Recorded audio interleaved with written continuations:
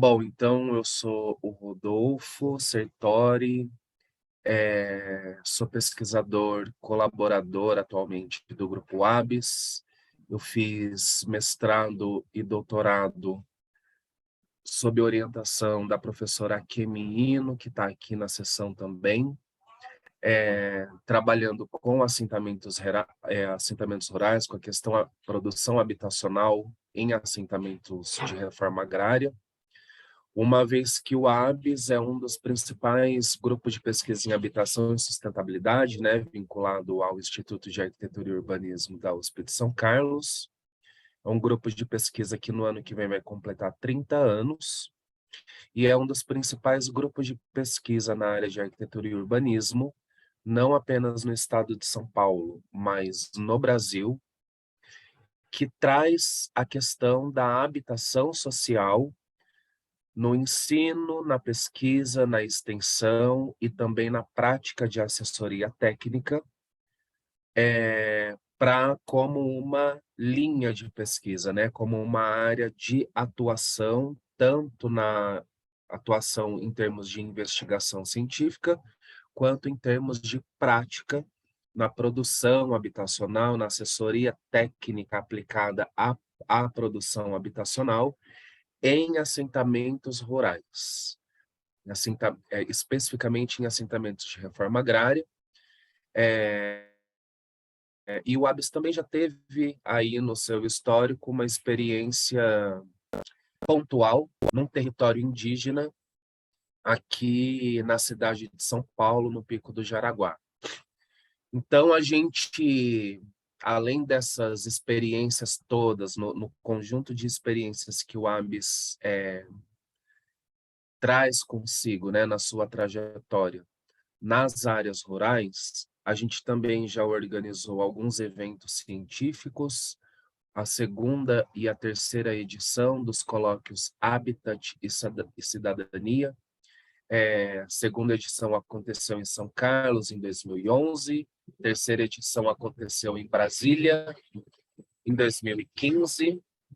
A gente teve o grande apoio da professora Lisa, do professor Ivan, do professor Caio, da diretoria da FAO-NB. Foi um evento bastante interessante.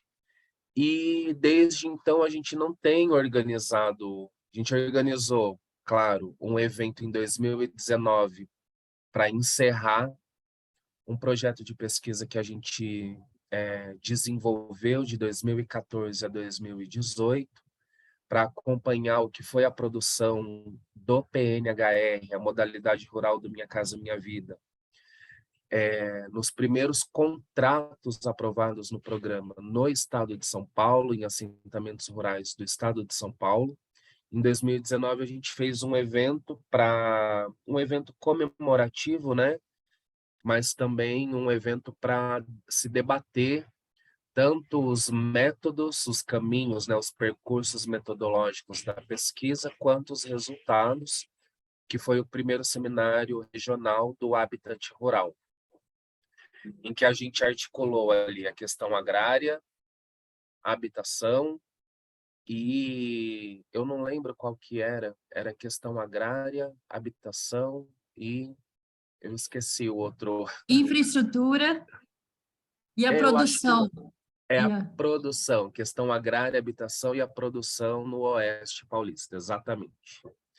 Que foi a partir dessa pesquisa que a gente começou a desenvolver aí, talvez a partir dessa pesquisa e a partir do terceiro colóquio, que a gente começou a se debruçar um pouco mais no que significa o habitat rural ou o habitat camponês, no nosso caso, né, que a gente estava trabalhando com assentamentos de reforma agrária, faz mais sentido a gente falar em habitat camponês.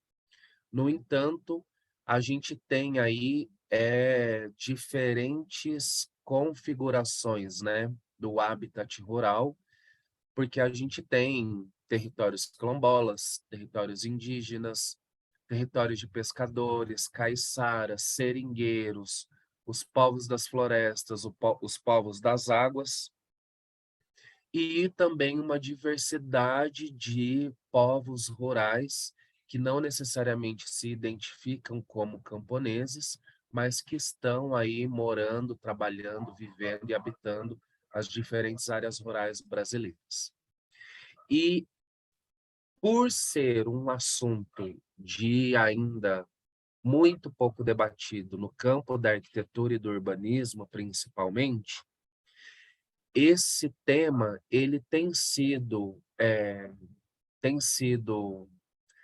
analisado, pelo menos no interior, entre os pesquisadores do Grupo ABS, a partir de algumas questões que a gente tem defendido a questão agrária como estruturante do problema da habitação social nas áreas rurais, e não apenas da questão agrária, a gente se desdobra aí para o problema da reforma agrária, e aí eu anotei aqui algumas questões para suscitar o debate antes de passar a bola para as nossas debatedoras. Então, a questão agrária. Eu acho que agora, sim, que esse evento está acontecendo pós-eleições, seria muito interessante que a gente recuperasse um balanço do que foi a reforma agrária nos governos anteriores, né, do Lula e da Dilma, e como que a reforma agrária, no que ela se transformou pós-impeachment, que foi uma política de concessão de títulos privados aos assentados. Fora isso, acho que também é importante a gente entender como que a política de reforma agrária e outras políticas de demarcação de terras, como que elas se apresentaram nas últimas décadas aí, sobretudo no que diz respeito aos povos indígenas, aos quilombolas e a outros povos rurais.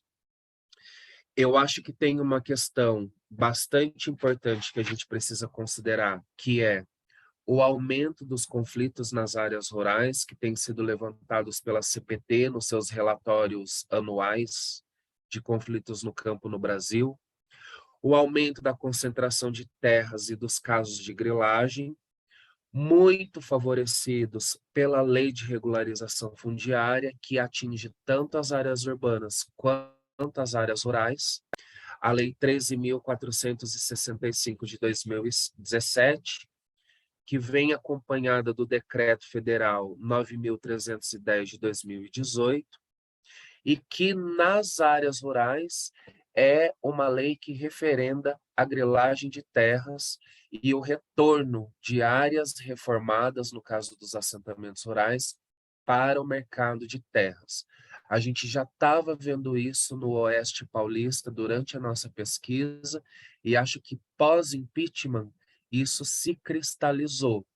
E acredito que agora, com a população armada, pós-governo do Bolsonaro, vai ser um grande desafio que a gente vai ter pela frente. Como resolver essa questão da estrutura fundiária altamente concentrada, rentista e patrimonial que a gente tem no Brasil, agora com proprietários grileiros e jagunços totalmente militarizados e armados e preparados para mandar bala, né? Fora isso, acho que tem uma questão interessante que a gente poderia pontuar nessa sessão livre, agora trazendo um pouco para a questão do habitat, que é, em 2014, eu tive a oportunidade eu estava no início do meu doutorado, tive a oportunidade de ir para Brasília e acompanhar a oficina Habitação Rural em Destaque, que aconteceu no Ministério das Cidades, e que congregou uma série de representantes de movimentos sociais, de federações de trabalhadores, de a CONAC, os movimentos dos quilombolas, camponeses, trabalhadores da agricultura familiar, e a Caixa Econômica Federal, o Banco do Brasil, que eram os agentes financeiros, né, do Minha Casa Minha Vida, barra PNHR, fora o Ministério das Cidades.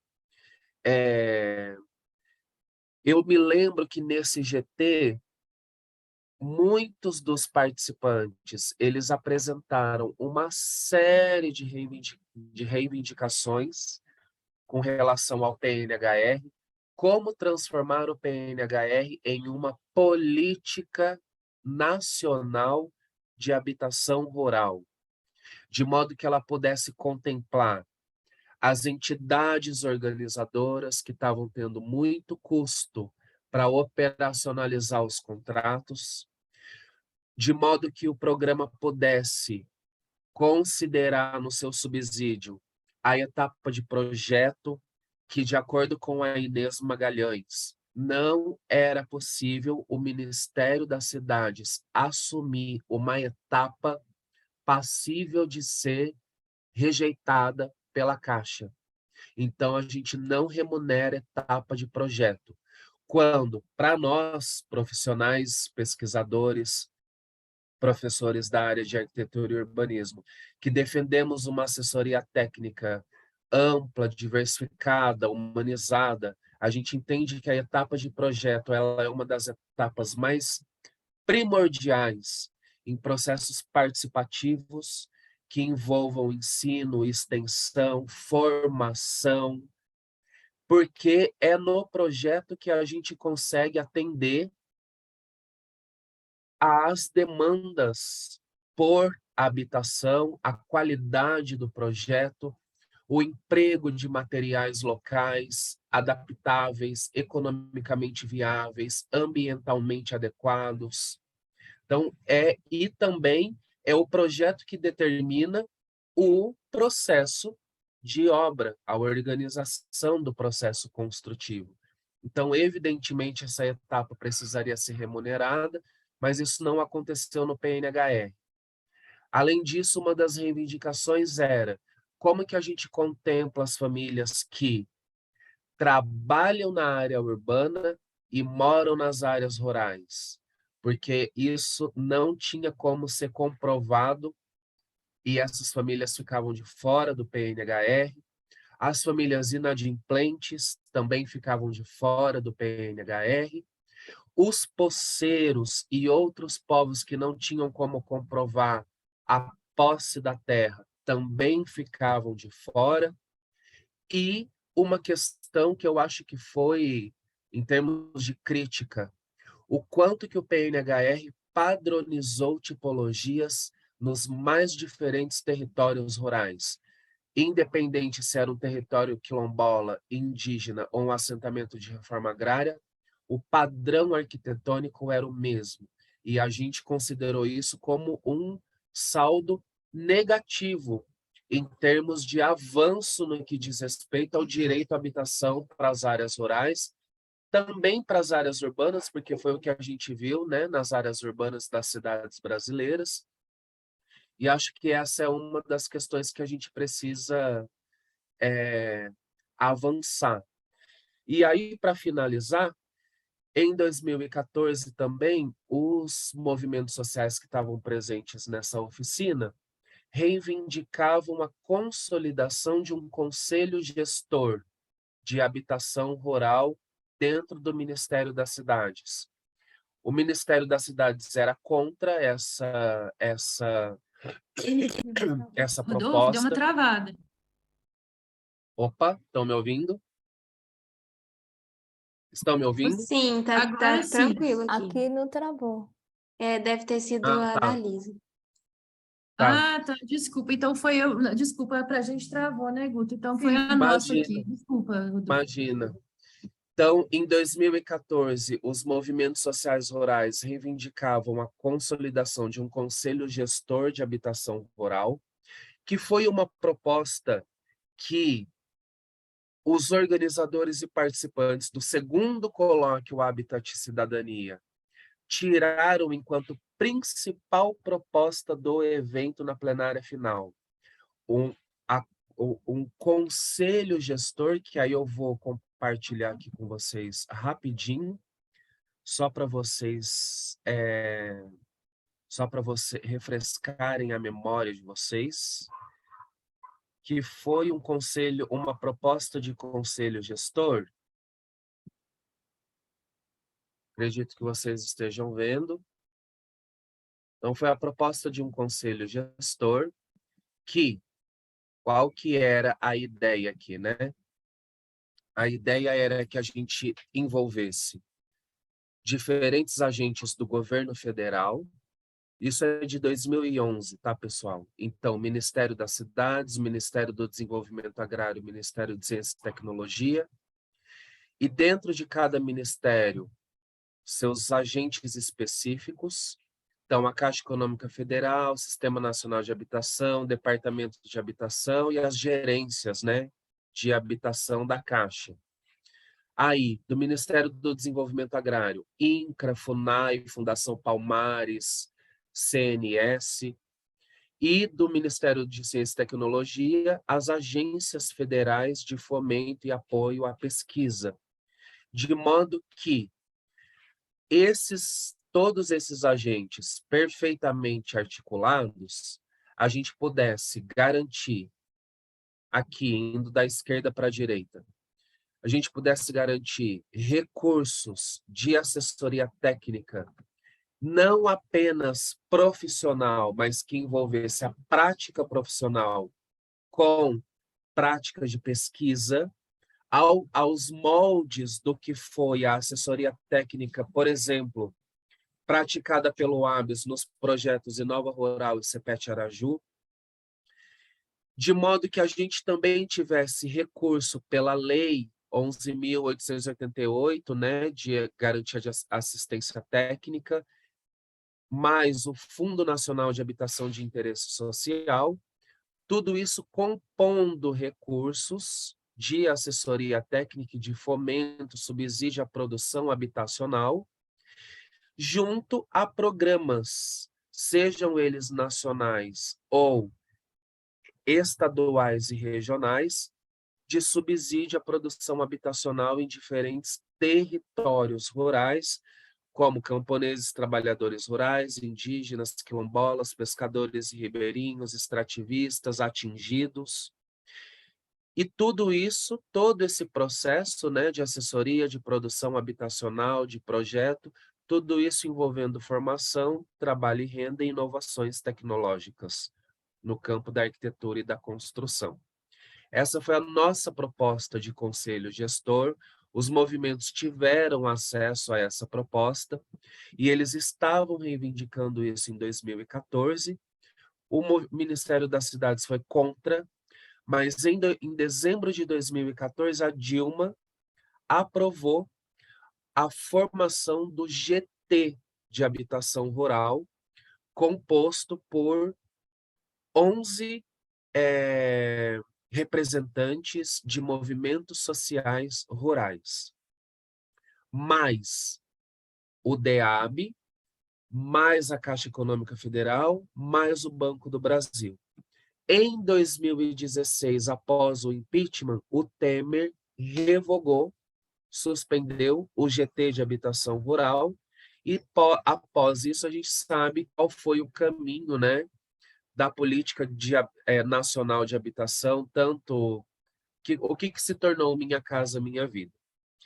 Então, eu acho que diante da nossa sessão, né, os habitats rurais em destaque, aí que a gente está tentando destacar na pesquisa, no ensino, na extensão, na formação complementar, eu acho que tem uma questão que a gente precisa pensar, que é recuperando também a nossa principal referência, né, a professora Amádia Henrique Borges, que infelizmente não pôde estar aqui com a gente hoje, mas que foi a quem organizou a primeira edição do colóquio Habitat e Cidadania, lá no município de Ceará-Mirim, em 2006, no Rio Grande do Norte. Eles lançaram, como resultado final desse primeiro colóquio, o programa Habitat Rural, Habitat no Campo. E esse programa, ele trazia tudo isso que a gente ainda está discutindo, como orientações, como diretrizes. E acho que talvez a partir agora das nossas apresentações, das apresentações das nossas debatedoras, talvez uma questão que possa ficar para a gente, que a gente pode pensar como que a gente consolida isso, no formato de uma carta de apoio ou de alguma resolução simples que a gente pode tirar até o final do evento, como que a gente pode pensar uma política nacional dos habitats rurais, considerando aí todas essas questões referentes à reforma agrária, referentes ao que foi o balanço do PNHR, referentes ao que foi essa questão da assessoria técnica, né, das etapas de projeto, da assessoria técnica, de como que esse tema pode aparecer também nas residências que estão aí se consolidando enquanto um curso de formação complementar em arquitetura e urbanismo. Então, eu acho que talvez a gente tenha aí algumas pontas de lança que a gente pode dar uma lixada nas pontas e ver como que a gente articula todas elas e transforma isso em alguma reflexão final para esse evento. Eu acho que era isso, eu tentei consolidar bastante coisa, mas sem comer bastante o tempo.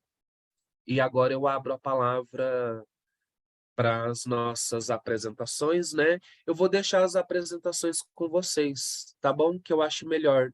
Então, antes, a gente pode começar com a Beth. Tudo bem, Lisa? E aí, antes de vocês apresentarem, vocês se apresentem, tá bom? E aí, depois a gente faz um debate final, tá? Então, obrigado. E agora é com vocês. Beleza. Só organizar aqui uma coisinha. Por aqui.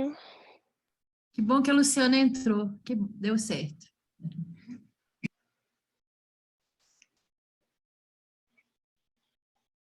Vocês estão vendo a apresentação? Sim. Tá. Ótimo. Bom, então, boa tarde de novo, né? Agora, oficialmente, no contexto da mesa. Eu sou Elizabeth, eu sou arquiteta urbanista mato-grossense, eu me formei na Universidade Federal de Mato Grosso e sou mestre em Habitat pela FAUSP, que foi orientada pela professora Maria de Lourdes Zucchim. E eu continuo como pesquisadora associada do NAPPLAC, também na FAUSP, e como pesquisadora associada do EPURA na UFMT, que é o Estudos em Planejamento Urbano e Regional. Atualmente eu estou compondo a gestão na Secretaria de Habitação de Taboão da Serra, e também faço parte da FIO, que é a Assessoria Técnica Popular, que surgiu aí em 2018 com alguns amigos e colegas, que a gente está atuando como assessoria junto a movimentos populares aqui em São Paulo. Então, inicialmente, eu quero agradecer também ao Rodolfo pelo convite, né, e as colegas por compor essa mesa tão importante, a gente ter esse espaço de troca sobre o tema, né, e avançar nesses debates, ampliar esse campo de estudos e práticas que não é, apesar de ter muito tempo, ter grupos que estão há muito tempo discutindo, avançando, a gente dificilmente se encontra, né, então a gente aproveitar o dia de hoje, né. Então hoje eu vou trazer um pouco do que foi a minha pesquisa de mestrado, que eu iniciei em 2018, defendi em 2020, né, na FAO, e aí, como eu comentei, né, fui orientada pela professora Lourdinha Zucchim, e tive bolsa CAPES, e aí, só destacando também que o tema da pesquisa foi o território quilombola, mas Nossa, eu estou de olho no tempo aqui. Mas, nesse período, a gente também teve uma experiência de extensão em um território indígena do povo Xavante, em Mato Grosso. Então, o NAPLAC também vem se aproximando do tema, eh, às vezes mais pontualmente, mas tem aí carregando também algumas discussões. Então, essa pesquisa de mestrado, né, ela teve como a questão central entender esse modo de morar quilombola, à luz da política de habitação rural, do PNHR, né, e entender também quais foram os ajustes e as transformações nesse território para,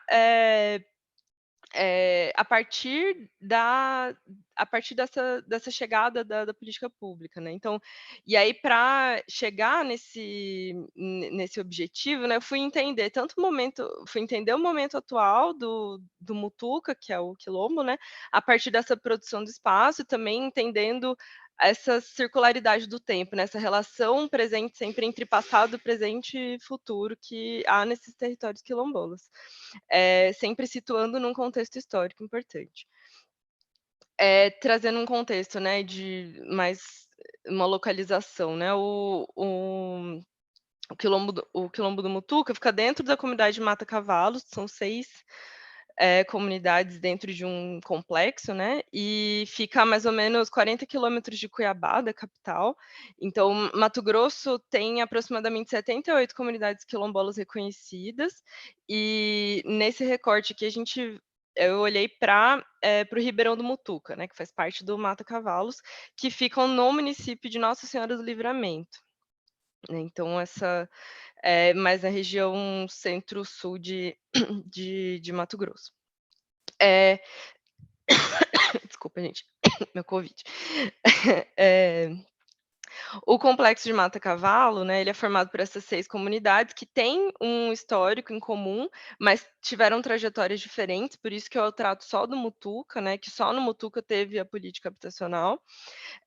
Então no total, são aproximadamente 418 famílias morando na região, é uma região de cerrado, que tem, o histórico de garimpo nas proximidades, tem uma pressão do agronegócio também iniciando ali ao redor, e é uma área grande, né, e aí entre 2014 e 2017 foram construídas 150 casas no Mutuca, pelo PNHR, né. Então,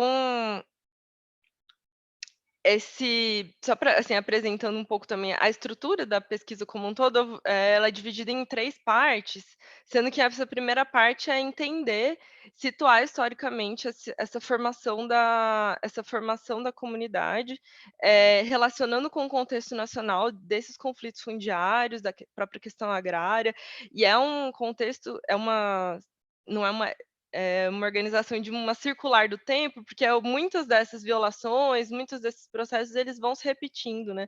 Eles se repetem, eles voltam, então há avanços e retrocessos, e, se inicia, né, eu considero que a formação do quilombo, ela se inicia com a invasão das terras, então, né, pela coroa portuguesa lá em 1500, e aí vai avançando pela lei de terras, e aí já em 1800 já se inicia a ocupação dessa terra onde hoje é o quilombo, e aí vai avançando, ao longo do tempo. Eu não vou me ater muito aqui, depois a gente pode, eh, se aprofundar um pouco no debate, mas também entendendo que essas questões que o Rodolfo trouxe no início, né, da questão agrária, ela está muito presente,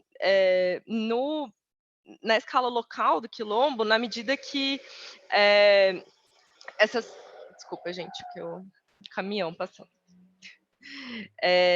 Na medida que as famílias vão sendo expulsas, vão retornando para o quilombo, muito por conta dessa dinâmica da pressão pela grilagem de terras nos arredores, né. Então, ela vai ter um rebatimento na escala local e vai se repetindo ao longo dos anos. E aí com destaque, né, que a partir do reconhecimento dos territórios na Constituição, vem se construindo políticas públicas específicas para os quilombos, e algumas delas vão chegar no quilombo do Mutuca, né. O Mutuca, ele só é reconhecido ele é reconhecido em 2000 tem a emissão, né, do relatório em 2006, né, reconhecido em 2007, até hoje ele não foi titulado, né. E aí a gente passa também, né, por uma aproximação dessa noção do que é esse território, essa noção de territorialidade, né, então, essas chaves, né, que são essas chaves para entender essa relação mantida por esse grupo, né, do Mutuca com o seu território, entendendo também a noção de um território étnico, que aí vai ser baseado na ancestralidade, nessas relações de parentesco, um trabalho na roça com, técnicas ancestrais de Coivara, com um trabalho coletivo no Muxirum, que são consolidados numa terra de uso coletivo e, entre esses princípios de solidariedade também, né, e, entre as famílias. E aí, dentro já ali da metodologia de pesquisa, eu circulei ali por algumas casas, quintais, por alguns, eh pelas casas de 5 famílias, né, que orientadas pela dona Justina, que é uma liderança histórica do Mutuca, e aí ela que escolheu as casas, e o único critério que eu pedi queria conhecer, né, os quintais de famílias que moram nas casas do PNHR. E aí a gente foi passeando pela árvore genealógica do Mutuca, basicamente, né, porque essa árvore genealógica, né, as irmãs, os núcleos familiares, eles vão se consolidando, nessa organização do território também, né, do Mutuca. E aí, a partir dessa aproximação, né, mais de perto ali, mais de perto de dentro do Mutuca,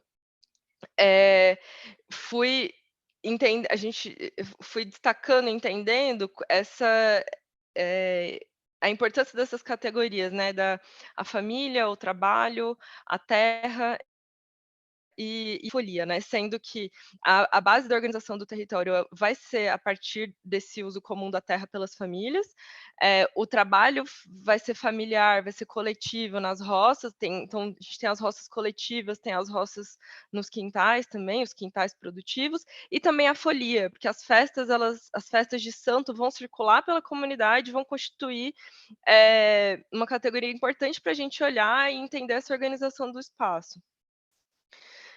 Eh, e aí, assim, né, entendendo também esse movimento do Mutuca, né, dos ajustes, das pressões, a gente passa entende, né, que tiveram processos de migração involuntária, né, então a comunidade foi expulsa de suas terras por algumas vezes, então foi expulsa e foi morar nas periferias de Cuiabá, de Várzea Grande, que são cidades próximas.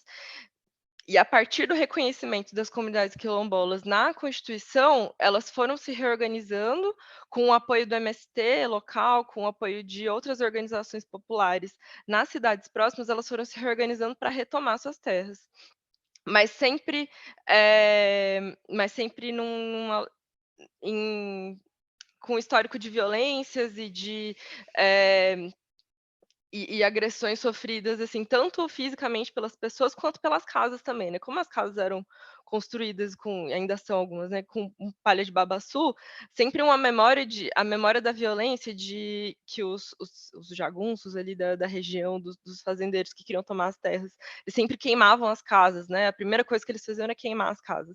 Então, essa casa, ela ainda tem uma relação com essa memória de violência também, né. Eh e, ao mesmo tempo, né, essa relação com os de fora, né, do Mutuca, é tanto uma relação, negativa, né, de uma pressão dos externos querendo tomar as terras, quanto uma relação positiva de relações com economia solidária, e formas que a comunidade, ao longo do tempo, foi encontrando de dialogar com esses agentes de fora ali, né. Então, eh, a o que o pessoal lá fala, né, que a agroecologia e a economia solidária eh, elas foram nomes que foram dados para essas práticas ancestrais que as mães e as avós delas já faziam desde sempre, né. Então, e aí opa, espera aí, passei demais. Eh, e aí saindo desse momento, né, de entender essas relações com o de fora, a gente vai chegar nessa casa quintal, né, nessa escala da casa quintal, entendendo em 3 momentos, né, dentro da pesquisa. Essa casa da memória, que vai se aproximar dessa subjetividade da casa, do seu entorno, entender essas relações que vão se expressar nesses modos de fazer, nessas técnicas construtivas, que usa muita palha de babaçu, usa taquara, enfim, usa um pouco de terra, eh, e aí depois num segundo momento, entender essa casa do PNHR, que é uma casa que vai chegar a partir de enfim, caminhos bem tortos, mas chega e garante um mínimo de dignidade ali para as famílias, né, considerado ali naquele momento. E depois, essa casa da mistura, que aí já é a casa transformada do PNHR, né, as adaptações que as famílias foram fazendo, nessas casas PNHR. E aí a gente vai sempre entender que essa referência à definição de habitat, né, que lá cunhado pela professora Amádia, que vai entender o habitat como esse espaço físico para além das paredes da casa, né, do ambiente construído, que vai entender esse entorno, que vai consolidar essa base para a reprodução da vida mesmo. E aí, mesmo nas falas, né, nas conversas, nas falas com as moradoras, tem esse entendimento da casa muito além da casa, onde se dorme, né. Então elas sempre apresentavam a casa como o terreiro, né, então já essa noção de casa quintal, de casa terreiro, ela é presente no cotidiano ali das moradoras e, não só as famílias elas vão se organizando ali no terreiro, né, então os pais moram numa casa e os filhos vão construindo suas casas ao redor, né, então por isso a árvore genealógica ela vai ter um rebatimento no território interessante, né. Com o PNHR isso se consolidou, né, então antes se todo mundo morava numa casa só com PNHR, os filhos às vezes vão morar nas proximidades, mas todo mundo ali compartilhando o mesmo quintal, a mesma cozinha, ninguém usa a cozinha da casa do PNHR, né, a mesma cozinha do lado de fora, tudo mais. Então dentro dessa noção dessas diversas compreensões, que é a casa, os modos de fazer, eh, essa também o ato de construir, os modos de fazer essa casa, ela também vai ser entendido como um ato de memória e de salvaguardar esses saberes ancestrais, que é que foi ameaçado por essa chegada do PNHR também, né. E não só do PNHR, como de materiais externos em geral, enfim. E aí um detalhe, né, também importante é que, essas casas de palha, apesar de representarem muito, né, esse saber fazer, uma memória, ela também é nomeada pelas famílias como os barracos, né, mas não nesse sentido de precariedade que é atribuído no meio urbano, mas também, carrega um pouco dessa memória da violência sofrida, né, então tem essa complexidade aí. E aí trazendo um pouco, né, para essa fase do PNHR, a atuação do poder público no território do Mutuca foi, absolutamente pontual ao longo dos anos, então eles sempre foi muito abandonado pelas ações do Estado, então nunca chega e quando chega é apoiando as ações de grilagem, na escala local. Um processo de titulação que se estende há mais de 20 anos, e é apenas a partir dos anos 2000 que começa a chegar alguma política pública lá, primeiro com Luz para Todos, e aí em 2014 com, essas construções do PNHR, né. Então foi o único projeto do estado realizado num território quilombola e um dos únicos do estado em todo o período do PNHR que teve um saldo positivo, né, segundo a Caixa e tudo mais. Eh, Então tem um ponto, né, de observação, que essas práticas construtivas, do quilombo, né, essas práticas, a casa de palha e tudo mais, ela é considerada como precária nas diretrizes da Caixa, então tem esse ponto, né, e não só pela falta de saneamento, mas principalmente por esse modo de construir, pelos materiais. E aí é muito louco porque isso eh, ajuda a se enquadrar, ajuda a comunidade a se enquadrar como beneficiária, né, então estar nesse estado de precariedade, que na verdade é o modo de construir, né, tradicional do quilombo. E aí essas construções das casas pelo PNHR, elas se impactaram não só na área construída do Mutuca, mas, a organização dessas moradias se modifica um pouco também e consolida essa organização espacial dos sítios que as famílias vão compartilhando, né. Algumas pessoas deixaram de morar nas casas nas cidades vizinhas e voltaram para o quilombo depois do PNHR, isso foi um ponto. Então, eh é sempre uma relação, eu fui percebendo ao longo do tempo que é uma relação muito contraditória, né, então às vezes é boa, às vezes é ruim, ela é boa em alguns aspectos, é ruim em outros aspectos, né, essa política habitacional que chega lá. Eh, e aí, já caminhando aqui para as considerações, então, a gente tem esse entendimento, né, que esse modo de vida quilombola, ele vai representar, vai concretizar a possibilidade de existir outras formas de ocupar o espaço que é diferente de uma noção capitalista de produção do espaço, né. Uma outra questão é essa noção circular do tempo, né, essa perspectiva de um tempo circular, eh, que está sempre muito presente tanto nas falas, nas festas, em todas as manifestações culturais, quanto no cotidiano também dessa comunidade, né. Então, tanto essa manutenção dos saberes e atualização dos saberes, quanto algumas repetições de expropriações e violações de direitos, né, que se apresentou de várias formas ao longo dos anos e agora a eles estão vivendo algumas situações, assim, eh, do colapso climático, está atingindo o quilombo, tem, questão de produção agrícola está sendo muito afetada pelo garimpo dos arredores, então isso vai se repetindo, né. E aí, sobre as políticas públicas de habitação rural, né, a gente, assim como em diversos outros territórios, a gente entende que, ao mesmo tempo que é uma forma de reconhecimento desse território do espaço rural como um espaço de reprodução da vida, mas ao mesmo tempo é inadequado, né, a esse modo de vida, não é adequado.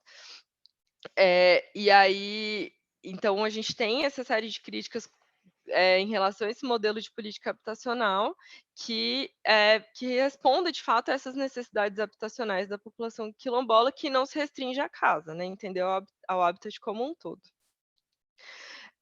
E aí, eu acho que o principal, né, a principal descoberta né, entendimento dessa pesquisa toda é entender que em alguns campos, né, em alguns desses ajustes feitos pela comunidade para sua sobrevivência, né, ao longo dos anos, a gente percebe que a comunidade teve condições de preservar materialmente alguns modos, por exemplo, os modos de trabalho coletivo na lavoura, esse entendimento de que a roça tradicional, ela integra esse entendimento da agroecologia, o uso comum da terra pelas famílias, ele é reconhecido, como um tipo de propriedade especial, mas os modos de construir, eles se alteram radicalmente com a política pública e,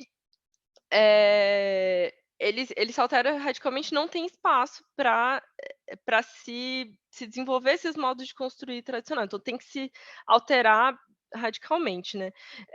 E aí essa casa do PNHR, ela parte de uma lógica que vai entender a casa enquanto objeto e mercadoria, e ao passo que a casa quilombola vai se construir a partir dessas relações fundadas com o território, e carrega uma visão de mundo nos modos de fazer, na escolha dos materiais, na organização do trabalho.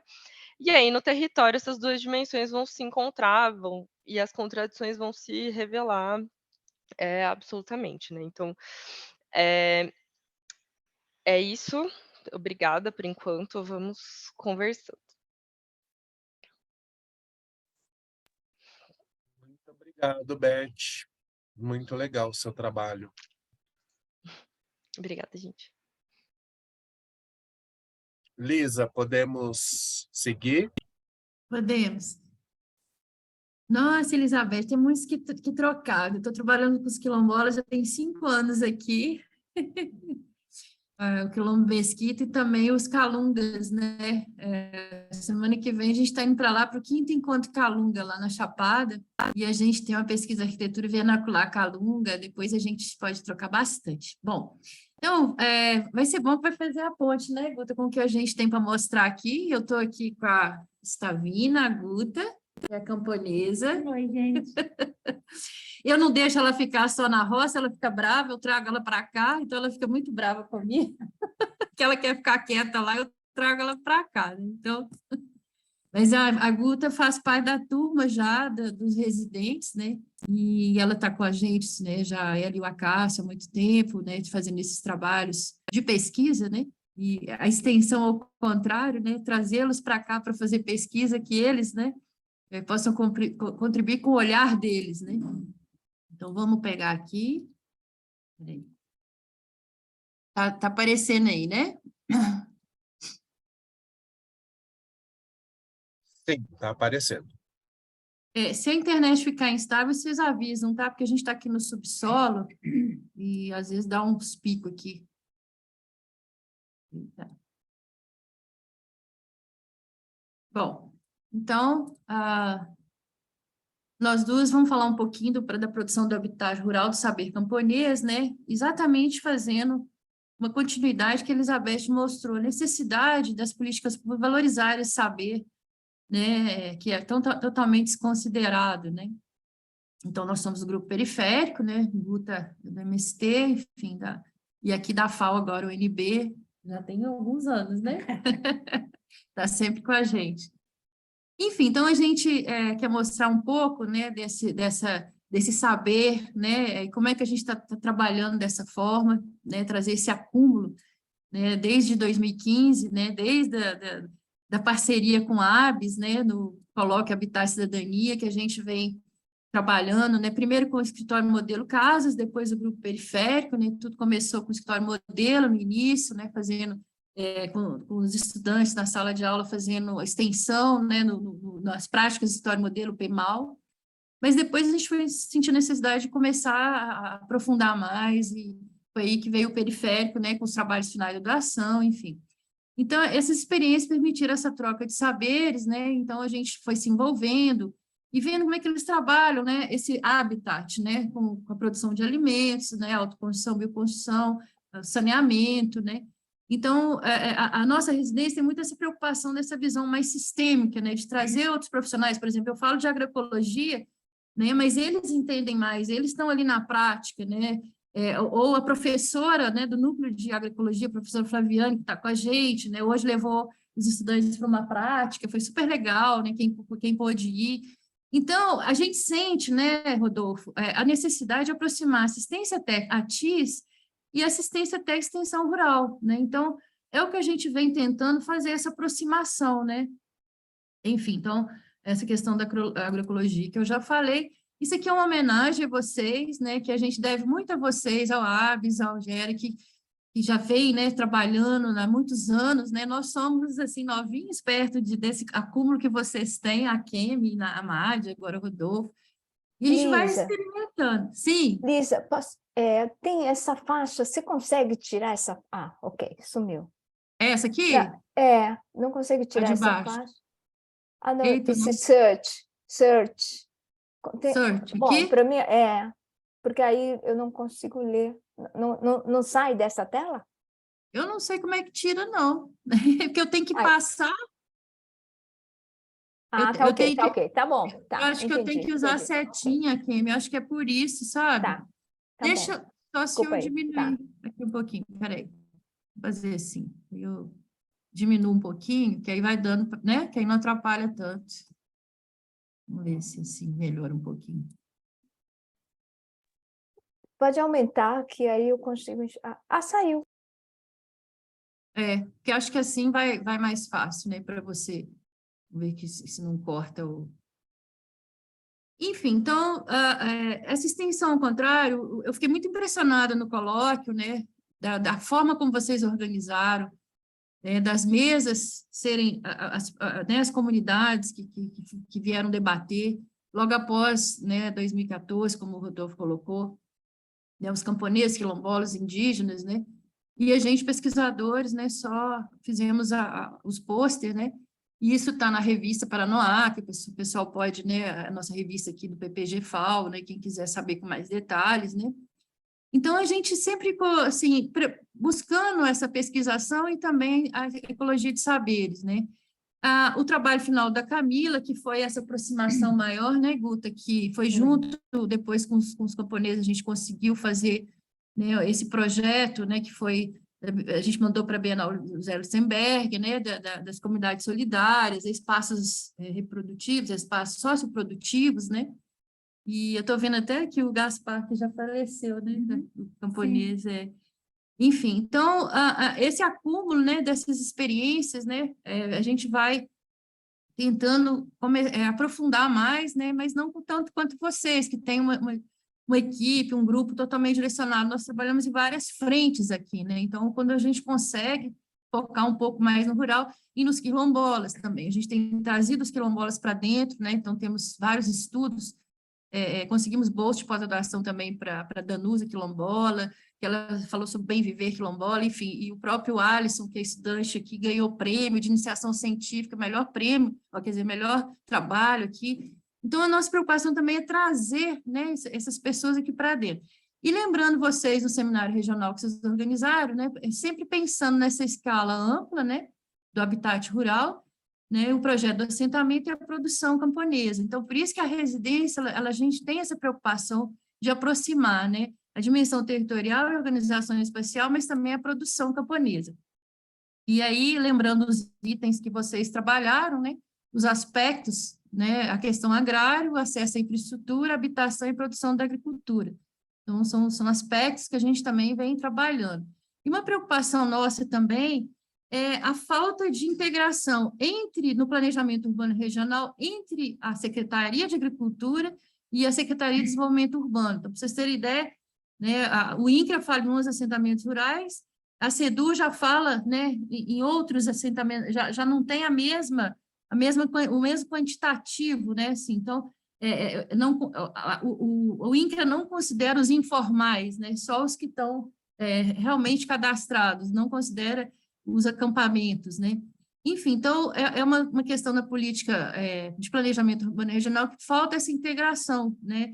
A gente trabalha com núcleos rurais aqui dentro do DF, também na Serrinha do Paranoá, tentando segurar 100 nascentes, né? Nós temos um livro só sobre isso, Serrinha do Paranoá Sensível à Água.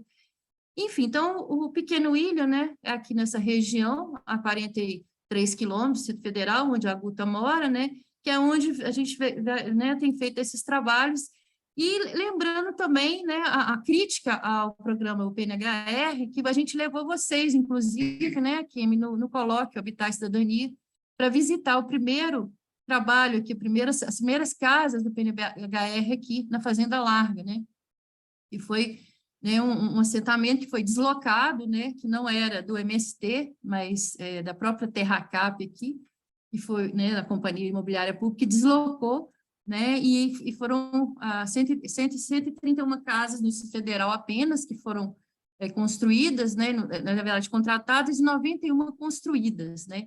Então, é uma déficit habitacional muito grande aqui nessa parte do PNHR. E o que a gente constata, além da autopatronização, a falta de envolvimento dos trabalhadores moradores, né, a desvalorização dessas especificidades, né, a moradia tem a natureza urbana, né, enfim, a assistência técnica não é especializada, é o domínio da Emater. Eu não sei como que é aí, né, mas aqui ainda está nesse domínio da Emater, né, Guta? A gente ainda tem que vencer. Até aí eles não têm pessoas preparadas, assim, em alguns aspectos para trabalhar com a gente, principalmente na questão agroecológica, né? Exatamente. Eles não têm pessoas. Então, não só na agroecológica, mas também arquitetos com essa sensibilidade, né? Então, a gente constatou, né, né, fazendo um trabalho, até foi a Verônica que fez na época, né, como que essa subjetividade não é valorizada, né, e eles aceitam, né, porque é o que tem de proposta do governo, mas eles relatam, né, que a casa de pau que era mais fresquinha, né, então, assim, que tinha a cozinha maior, né, separadinha, como a Elizabeth colocou, né, enfim, lá tinha sala, cozinha, varanda muito grande, né, então, assim, é um total desvalorização dessa subjetividade, né? Enfim, então, outro entrave também, né, quando foi feito o Plano de Desenvolvimento do Assentamento, o PDA, né, que foi pela Emater, né, e junto com a Escola de Agroecologia, o IF, né? Foi, estudantes e professores do Instituto. Eles estudavam, né, no Instituto Federal e ajudaram a construir esse plano de desenvolvimento, Nessa né? época conseguimos levar o IFB Para para lá. dentro do assentamento. Pois é, então foi um trabalho assim muito rico nesse sentido, né, de fazer essa integração. Mas o que pega até hoje, que eles estão muito chateados, é o licenciamento ambiental. Eu ia falar tanto com Elizabeth quanto com o Rodolfo sobre a questão do racismo ambiental, né? E é uma contradição, né? O órgão ambiental não liberar um licenciamento para áreas onde eles estão produzindo de forma ecológica, né? Então, assim, então, assim, você vê que é realmente um racismo, um preconceito mesmo de liberar essas áreas com licenciamento ambiental. E lá até hoje está com problema, né, Guto? Inclusive, quando Chega aqui pertinho para eles escutarem. quando o INCRA deu assim, entre aspas, não sei, o licenciamento para fazer as casas, autorizou fazer as casas, agora por último, então foi definido que poderia limpar aquela área para poder fazer as casas, né? Fazer infraestrutura. Aí o IBRAM foi lá e multou, entendeu? Foi lá e multou, porque tinha desmatado, mas O órgão ambiental. isso, foi um pouquinho de cada parcela para poder fazer a casa.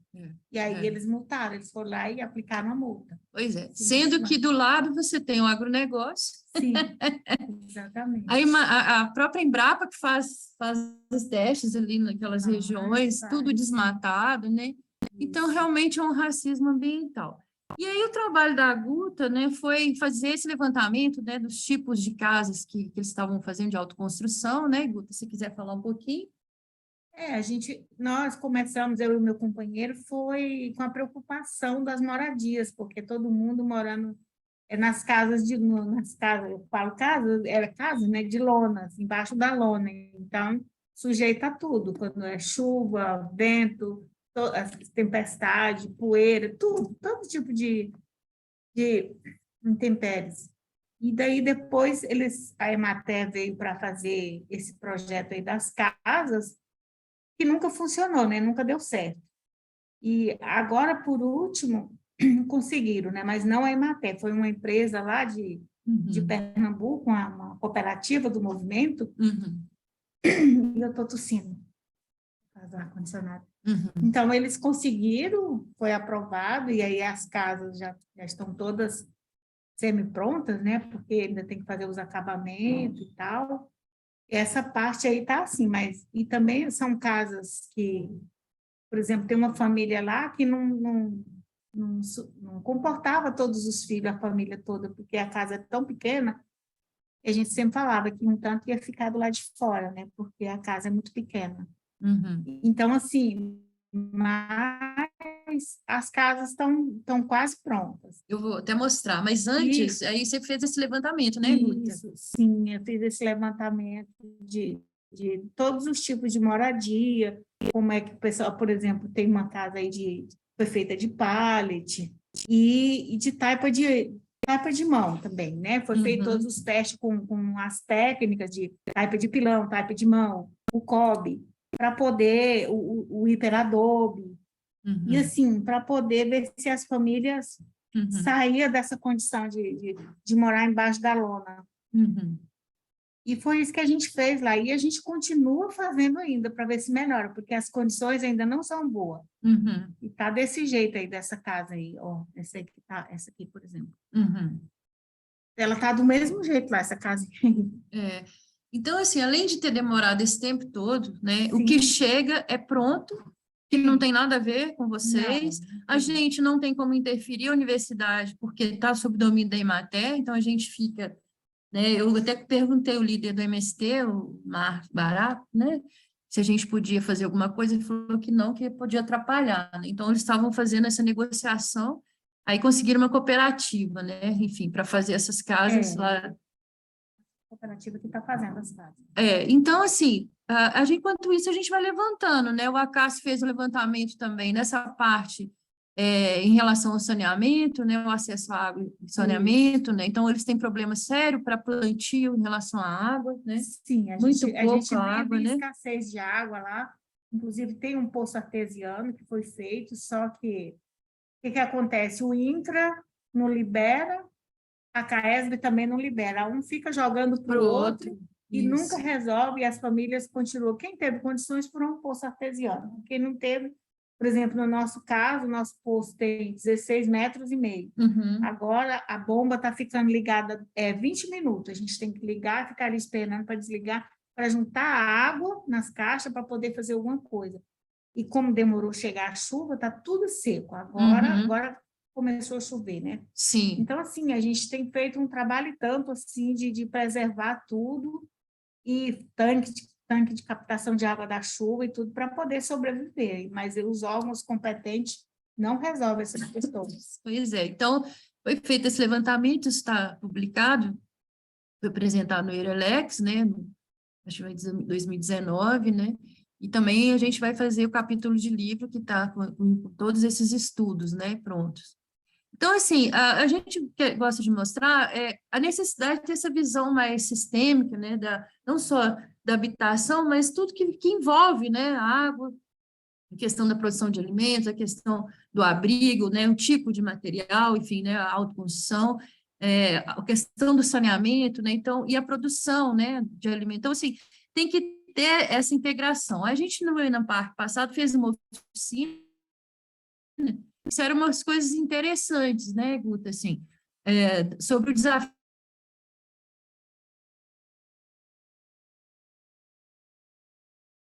dessa política nacional, de não atender camponês diretamente, enfim, avançar, né, em relação ao financiamento, né, a QM, assim, ainda a gente está com problema, não sei como é que foi, se foi liberada a taipa agora, né, para a questão do financiamento, então, assim, são questões que a gente precisa avançar bastante, né.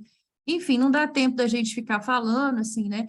A própria universidade, dentro do currículo formal, a gente não tem disciplinas, né? Quem trabalha a produção do habitat rural apenas na extensão ou na pós-graduação, você não tem nenhuma disciplina dentro da faculdade de arquitetura que trata dessa delicadeza, né? E aí, assim, as casas estão sendo feitas, né, Guta? E é por isso mesmo que eu, como fui criada na Bahia e morei numa casa, fui criada morando numa casa de taipa, de mão, eu quis trazer esse resgate, entendeu?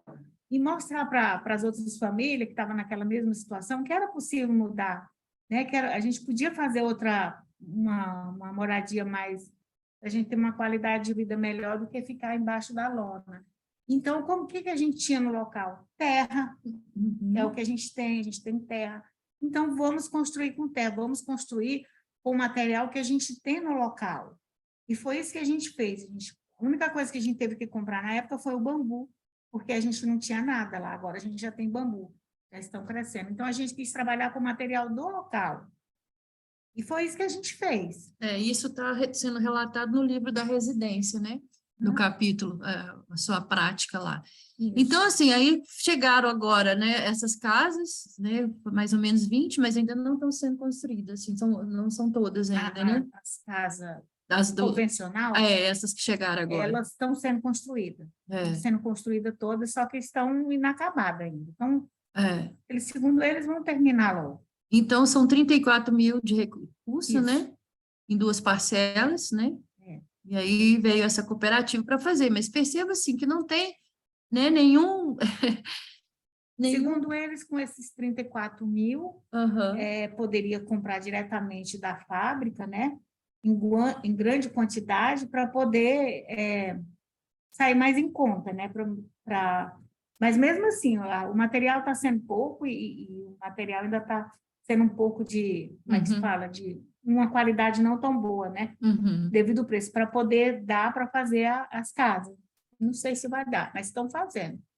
E nem tem nenhuma preocupação com essa, né, essa ambiência, né, todo Não esse que tem, vocês não têm, tem, né, eles não aceitam, por exemplo, você não pode falar assim, eu quero telhado com telha de barro, entendeu? Eu não quero que coloque ferro no telhado, não, eles não aceitam, tem que ser, já é o pacote pronto, você tem que aceitar e pronto, não tem o que questionar. Então, assim, a política que precisa ser, né, completamente mudada, né, então aqui tem todo as características das o meu casas, cantinho, né? eu gosto assim, a gente deixa tudo aberto, tudo, então, assim, a questão da varanda que eles falam, né, de poder receber as pessoas, né?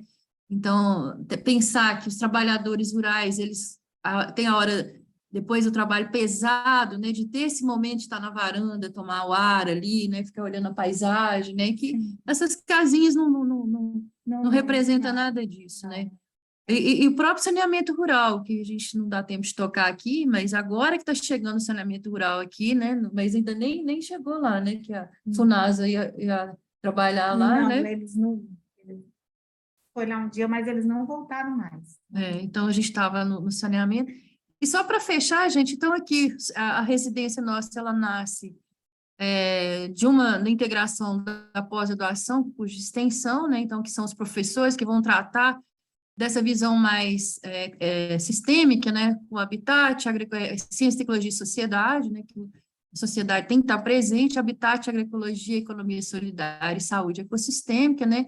Nesse curso foi possível trazer, né, as comunidades junto com a pós-graduação, com isso a gente conseguiu fazer esse livro, né, os capítulos que vão, né, ser usados agora, né, para os novos que chegaram, os residentes que passaram, né. Então, a gente também ainda consegue, na residência, abrir também curso de extensão, como a Elizabeth, que está aqui, que nos honra com a sua presença, né, fazendo com a gente as horinhas remotas que pode, né, e a gente está sempre democratizando esse conhecimento e trazendo também o conhecimento externo para dentro da universidade, né, então, são 35 vagas, né, a gente conseguiu 18 cotistas, isso foi muito importante, né, então, pessoas que estão dentro da universidade agora porque tem bolsa, porque senão não tinham condições nem de estar aqui fazendo esse deslocamento, né, de ter condições, né, fizemos a chamada nos territórios que a gente já trabalha e a gente conseguiu pessoas dos territórios, né, então, inclusive o Quilombo Mesquita, aqui um dos territórios, né, aqui o Quilombo Mesquita, então você vê que a ocupação não quilombola é a ocupação quilombola, a diferença, né, assim, então tem o Sarney tem terra dentro do Quilombo Mesquita, né, então é uma luta é difícil. E o prefeito da cidade ocidental, porque está em Goiás, é município lá de Goiás, da cidade ocidental, é contra o Quilombo Mesquita, para vocês terem ideia, né? Então, a gente está nessa luta contra o racismo ambiental, mostrando, fizemos calendários, enfim, né, vários tipos de estudos, né, mestrados agora, enfim, estamos fechando uma etapa, mas também trazendo os quilombolas para estudar e estar junto com a gente. Bom, deixa eu fechar aqui, porque senão a gente fica falando muito. É isso, gente. Obrigada, né? Eu vou ter que liberar a Guta para ir para a aula, viu? Porque ela saiu, eu roubei a Guta da aula. Foi. Mas foi bom, valeu a pena, gente. Foi muito bom. E conhecer o trabalho de vocês também. Foi ótimo. Mas eu queria perguntar um monte de coisa para a Guta. Pode perguntar, então. Mas é porque tem mais uma apresentação. Tá. Então, espero o... Guta, desculpa, pode ir. Vai para a aula, que é importante. Então, tá bom. Tá bom, vai Posso lá, ir, então. Vai lá. Então, Eu repasso, viu, aquele? Eu repasso. Bom, Vamos obrigado, organizar outro Elisa. colóquio, viu, a Kemi Rodolfo, que aí a Guta participa. tá bom. Obrigada, Estamos precisando mesmo de um colóquio. Obrigado, Elizabeth, acho que Elisa. você vai ter que Obrigado, assumir.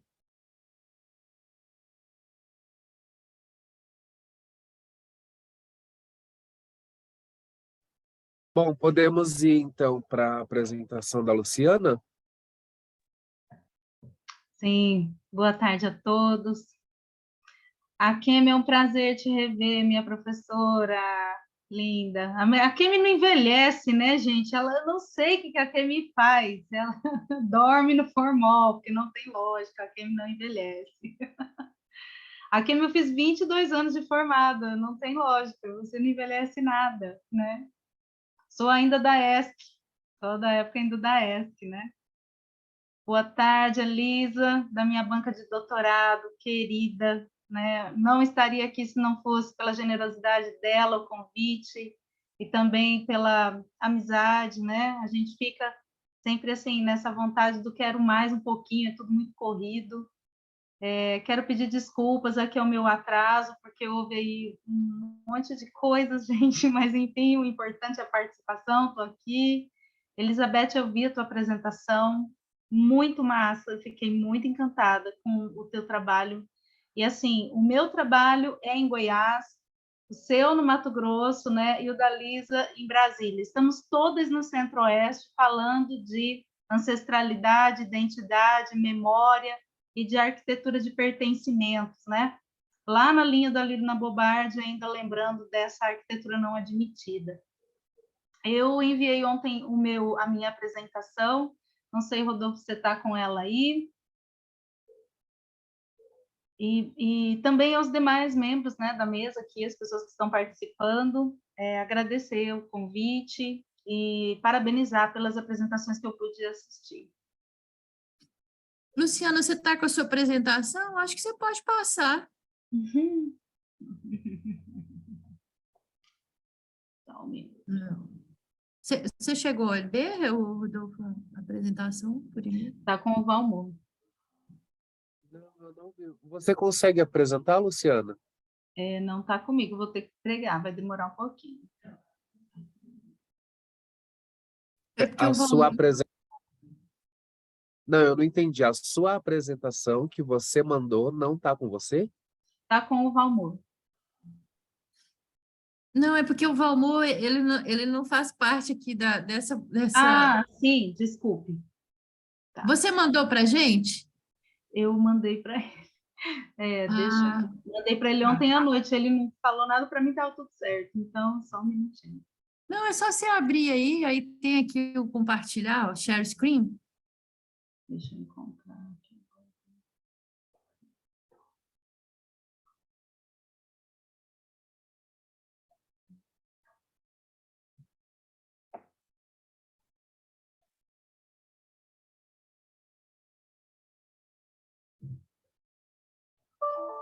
Enquanto isso, a Kemi, aqui, o Rodolfo, a Elizabeth já sabe do livro, né, Elizabeth? O livro está aqui, o link, tá?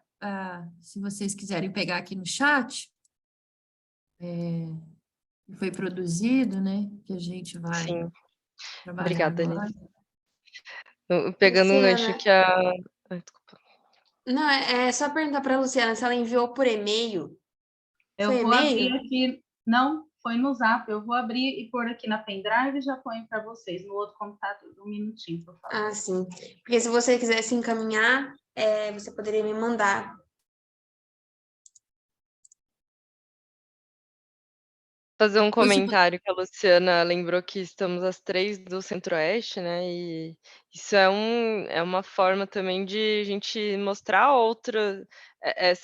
esses territórios do Centro-Oeste, que não é só o agro, né? Porque sempre é visto pelo Brasil todo como o Centro-Oeste como um celeiro do Brasil. E essa disputa de narrativa também é muito importante a gente ter, inclusive, dentro das universidades, né? E nos espaços que a gente está, enfim, aqui em São Paulo, eu sempre faço muita questão de relembrar esses outros territórios para a gente falar, não só parar de falar um pouco, não parar, né, mas falar também desses outros lugares fora do Sudeste, falar desses territórios não urbanos, né.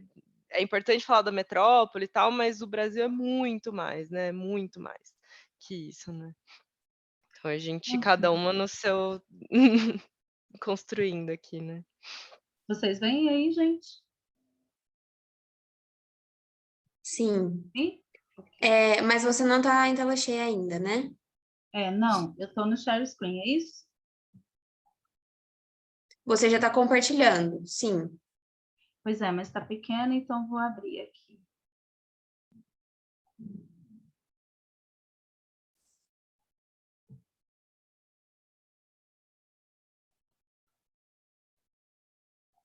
Isso.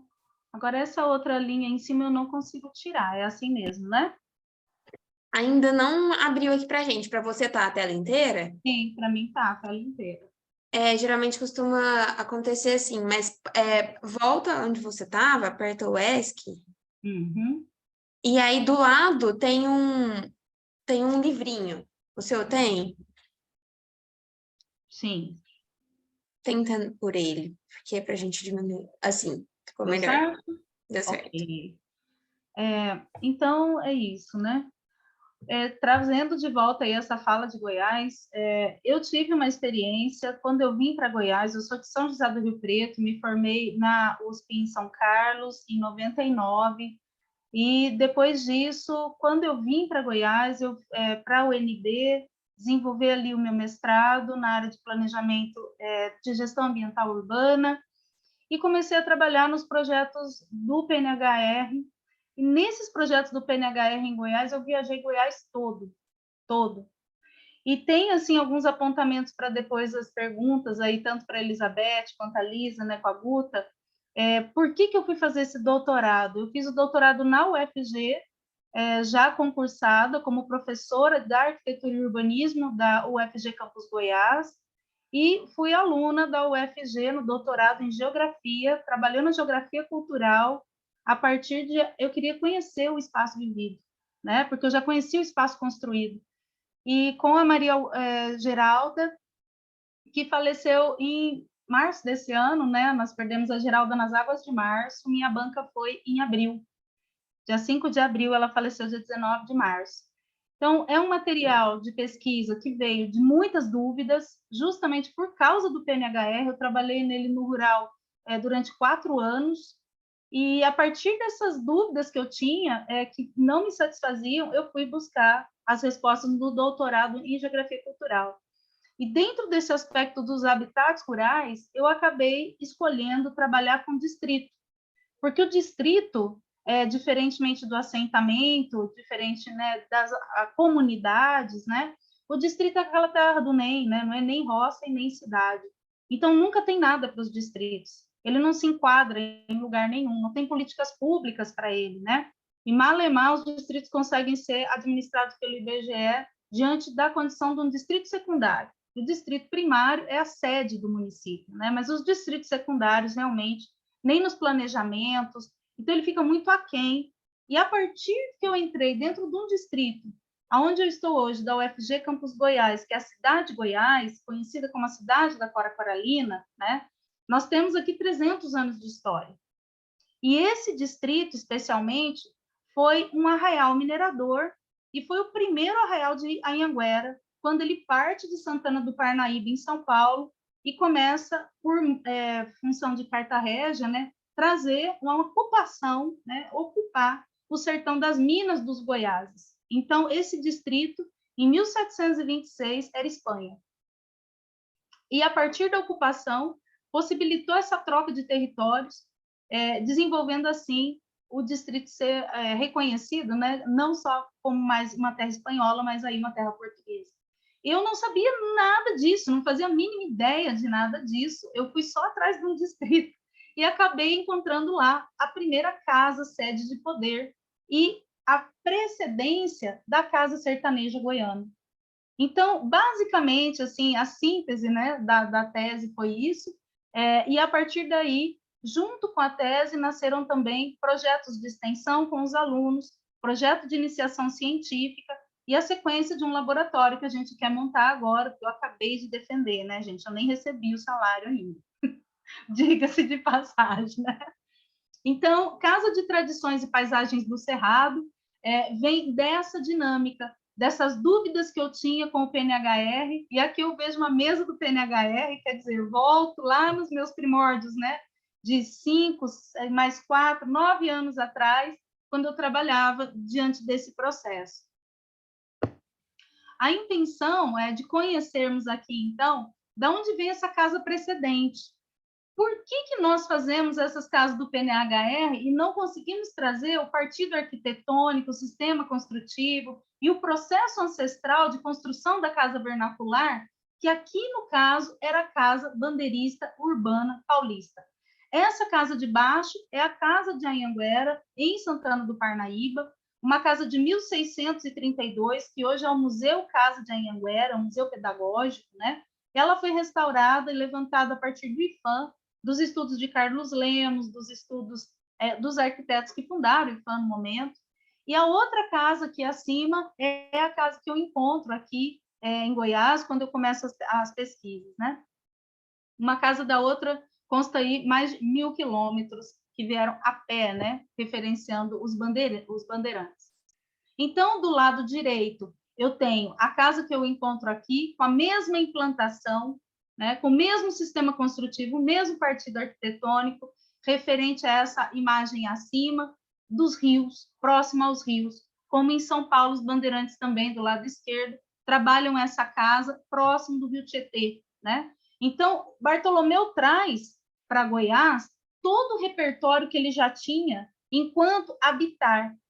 E o habitar e a memória é trazida nessa referência de implantação do embranquecimento do território paulista aqui na Espanha ainda, né? Aqui em Goiás. Então, esse tipo de telhado, o tipo de construção que eu passei mais de ano tentando entender por que é que ele tinha feito uma casa permanente em Goiás e não uma choça, que um arraial aurífero não tem necessidade de uma casa permanente, né? Essa casa permanente, ela é demarcatória, ela é geopolítica, é uma casa de troca e é uma casa que Bartolomeu traz como missão. Então, é claro que nós temos que ressignificar a qualidade, né, missionária que Bartolomeu tinha, a gente tem que ressignificar o processo de formação secular, né, de Goiás, enquanto um arraial minerador, e nessa sequência toda do Rio Vermelho, né, como que isso se estabelece, e principalmente repensar como a gente vai trazer isso para a Faculdade de Arquitetura e Urbanismo. Se falar de Anhanguera, todo mundo torce o nariz, não é uma pessoa ainda que as pessoas queiram conversar sobre ele, e o processo histórico que nós ouvimos nas escolas, os alforjes, as roupas dos bandeirantes, é mentira, né? Então, os bandeirantes, eles eram o quê? Mateiros, faziam o trabalho de milicianos do rei. É o serviço que o Dragão da Coroa não fazia, e esses bandeirantes e os jesuítas, eles vêm exatamente rompendo o litoral e invadindo a parte do sertão nos territórios do Brasil profundo, né? Então, essas duas casas colocadas lado a lado, e a referência da implantação do primeiro aglomerado, que a gente não pode chamar de urbanização, mas de uma condição de aglomerado e desse embranquecimento, né, do cruzeiro ser instalado na terra das minas dos índios Goiás. Então, existem documentos que estão esparramados, assim, entre Espanha, Portugal, e não estão aqui em Goiás, né, que referenciam esses arraiais e referenciam a presença dessas igrejas. Então, a coroa e a igreja formando os primeiros processos de construção, né, e de arquitetura e de urbanismo, do que a gente vai ver desses territórios mineradores. Aqui, esse mapa de 1740 é um mapa que está presente no Museu Ultramarino, né, em Portugal, trazendo a referência dessa história de Goiás, já colocando na Barra dos Rios, né, que hoje a gente tem esse distrito, exatamente no mesmo lugar com essa igreja. Os livros de leis, né, referente a cada um desses processos, não só dos arraiais, das vilas, das freguesias, que são toponímias, né, destinadas pelos portugueses, são organizações administrativas que vêm de uma condição portuguesa, né, e de todo esse referencial que nós temos, ainda como direito. Então, nesse lugar, nessa igreja, Goiás recebia recursos como paróquia, ainda do Conselho Ultramarino em Portugal. Eles tinham uma territorialidade voltada à condição do número de fregueses nesse território e ainda assim recebiam recursos de Portugal. Nenhuma dessas condições foi alterada até os dias de hoje. As pessoas que moram aqui em Goiás, nas áreas rurais, ainda são sesmeiros do rei.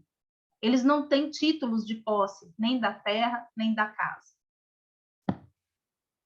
Então, essa ordem real, que parte de São Paulo em 2 de julho de 1726, é o início de um processo exploratório e o início de processo de ocupação, né, feita pelo capitão Mor, e junto com ele vem aí em torno de 300 pessoas, que vai ser essa primeira população, junto com os indígenas daqui, que vão dar a condição, né, desses primeiros sesmeiros e de construtores desse território. Então, nós temos uma ligação forte entre Portugal, Espanha, Uruguai, que é a troca de território feita, né, entre Portugal e Espanha, e a parte onde nós estamos, na Boemolândia, aqui hoje, né, o Arraial da Barra, naquele século. Aqui a Serra Dourada, para quem conhece a cidade de Goiás. A Serra Dourada é a grande máter, né? Ela que guarda essas comunidades até hoje, porque se não tivéssemos essa topografia, nenhuma dessas comunidades seria presente, né? Seria a paisagem homogênea da soja ou a paisagem homogênea da cana, né? Como a gente vê em outros lugares. Então, ela é a grande mãe dessas comunidades que continuam aqui até nesse período dos 300 anos, né? E o que eles produziram? Então, a Casa Sertaneja Goiana, ela tem algumas tipologias, né, que parte dessa Casa Bandeirista Urbana Paulista. A primeira casa, a gente pode dizer que vem lá de 1682, como casarão de origem, na capitania de São Paulo, e logo na sequência, em 1726, o casarão de fronteira setecentista. Logo depois, a pesquisa entra também, Elizabeth, como você, em 4 casas, né? A gente perguntou quem são as pessoas mais antigas, que tivessem as arquiteturas mais antigas, né? E a condição vernacular da construção. Então, essa casa da freguesia, que ela é de 1937, muitas das casas foram desmanchadas, demolidas ou mudadas, e aí a referência dessa arquitetura, que ela sobrevive à mudança, né? A casa da freguesia, ela é feita do sopapo, né? Da taipa de sopapo, e toda a condição de trazer consigo o conhecimento da madeira, do tipo de argila, onde buscar para confeccionar essa telha, é daqui já, né? Dessa comunidade, desse arraial. Na sequência, em 1943, a gente tem a construção dessa outra casa, que é do seu Inocêncio. É a primeira casa geração do distrito, elas já são de 1938, com a mudança de freguesia para distrito de Boemolândia. Então, essas casas já são da geração Getúlio Vargas, quando a gente já tem um Brasil separado entre rural e urbano, né? E a condição disso virar distrito como um distrito secundário da cidade de Goiás. É uma casa em adobe, ela já não tem mais o pau a pique, todas essas casas foram levantadas, inventariadas, desenhadas, referidas, né, nos seus sistemas construtivos, e principalmente o que elas têm como conteúdo. Até os móveis, os utilitários, que são os artefatos reais, né? A Lina vai falar disso também, dos artesanatos reais, feitos a partir da necessidade do homem, com matéria-prima que ele tem no local. E já em 1956, Dona Francisca, ela traz um outro repertório que já começa a colocar o tijolo cozido com o adobe. Já vem miscigenando, né, a condição desse sistema construtivo. E, por fim, em 1985, a Casa da Vaninha, é o distrito na 3ª geração, ela é uma casa que tem um comércio na frente. Então, muda o projeto da casa, o partido já começa a absorver outras necessidades, né, que essas mulheres, que essa comunidade necessita. Essas arquiteturas descendentes, então, que trazem consigo essa pedra avermelhada que dá nome ao Rio Vermelho, a base de aroeira, a condição dessa taipa de sopapo, depois a casa de adobe e até o tijolo cozido. Então, essa relação espacial que nós entendemos durante a pesquisa e essas dinâmicas domésticas dos espaços, a gente chega também, Elizabeth, nos quintais, né? Não tem como a gente não colocar os quintais diante de uma casa bandeirista que já vem com isso dentro do seu repertório. E a hora que chega isso no Arraial, esses quintais são lugares de violência. Então, diferente dos quintais goianos de Cora Coralina, que ela vai falar do doce, da poesia, do centro histórico, do tombamento da cidade de Goiás, o quintal dos Arraiais Mineradores é o quintal onde a Índia vai ser retirada do seu processo extrativista e vai ser colocado numa condição diária, cotidiana, onde ela sai, né, da sua cultura e ela é violentada e produz aí, a partir disso, os primeiros bastardos, os goianos, na miscigenação com o explorador. Então, essa referência que a comunidade chama de tanto, né? Toda vez que a gente pergunta qual a medida ou quanto o senhor põe para fazer essa massa, quanto vai de estrume nessa massa? Ele fala, minha filha, um tanto. E esse tanto coloca para a gente o Brasil analfabeto, né? Esse Brasil que constrói, esse Brasil que habita, esse Brasil de memória, mas que consegue desenvolver a partir daí os sabores, os saberes, as receitas, as garrafadas, os ungüentos e a arquitetura. Então, barreando, trazendo essa casa com a influência indígena, nós temos também a questão da hospitalidade. Na sequência vem a negra para esse quintal, e logo depois disso, a mulher branca portuguesa, paulista. Então, a hospitalidade, a obrigação social, a necessidade do quarto de hóspedes, a presença de capelas integrando a parte de religião com a parte do habitar, e uma faixa de recepção, que é um corredor, né? Essa primeira casa que nós levantamos, ela não tem isso, mas todas as outras casas começam a ter um alpendre. Esse alpendre é aquele lugar onde você acolhe quem não é parente, é o compadre, né? É aquele que você tem um afeto, mas que não entra na casa. Então, o alpendre também é uma herança portuguesa e ele vem com o lugar do mando, né? A partir dali, você dá as ordens do dia. Então, toda essa referência arquitetônica que vem desde o processo desse processo da miscigenação e também desse processo de trazer uma cultura, né, para esse embranquecimento e essas referências, o tamanho dos cômodos, o pé direito desses cômodos e como eles são desenvolvidos, né, que passam um por dentro do outro, nos traz uma referência muito forte do que é conforto para essa casa e o que é intimidade. Então, as noções do que são os espaços íntimos de lazer, de dormir, de comer, de frequentar a família, ou de não receber pessoas que não são da família, né? Estão intrínsecos no projeto da casa. A casa sertaneja, então, ela é utilitária. Ela se torna rarefeita no tempo, ela recebe os efeitos do presente, mas com vários presentes sujeitos que já passaram por ela. A referência daqui, então, desse manual, né, até 1960, para o industrial, nos anos 70 e 80, em menos de 30 anos, a casa sertaneja ela recebe esse impacto. Então, nós estamos construindo casas hoje que não levam em consideração esse contexto desse processo de memória, nem esse contexto do saber fazer. O tanto foi deixado de lado e entra aí o processo capital industrial. Na sequência, aqui a casa de Bartolomeu, ela é colocada como um casarão de fronteira, né, que ela vem com esse processo do marco geopolítico, esse ponto demarcatório, e como a primeira casa sede de poder daqui de Goiás. Na sequência dela, em função do Utiposse-Detes, foi possível fazer essa troca de territórios. Então, é uma casa intercontinental, é uma casa que tem um poder ultramarino. Aqui, para vocês conhecerem um pouco o município de Goiás e os nossos distritos.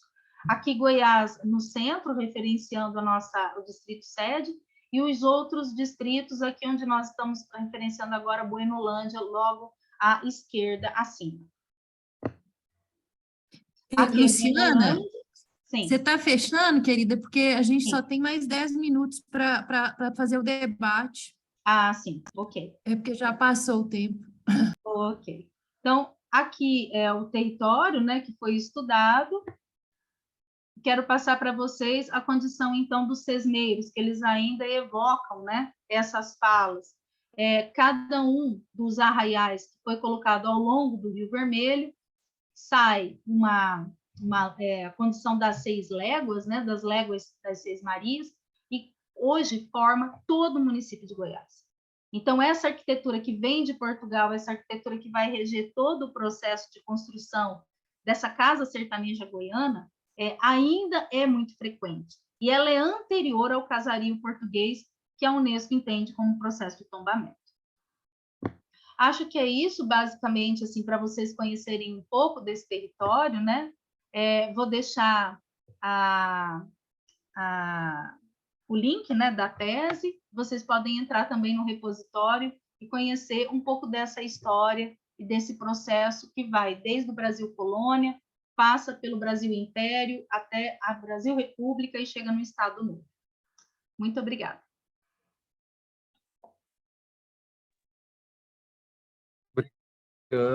Ana. Bom, a gente tem aí 8 minutinhos. Podemos abrir para o debate, para complementações, perguntas, intervenções.